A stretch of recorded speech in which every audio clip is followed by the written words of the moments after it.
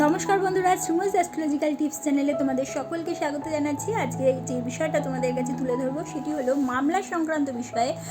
যারা বিভিন্নভাবে জর্জরিত এবং তার থেকে নিষ্কৃতি পেতে চাইছো, তারা তিনটি যে টিপস আমি বলে দিচ্ছি অবশ্যই ফলো করার চেষ্টা করবে। আশা রাখছি তোমাদের একটু হলেও তোমাদের সমস্যার সমাধান করে থাকবে।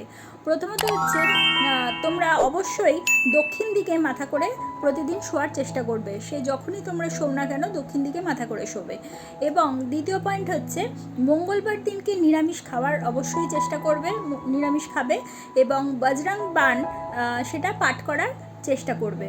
এবং প্রতি মঙ্গলবার করে তো অবশ্যই করবে এবং প্রতিদিন করলে তো খুবই ভালো।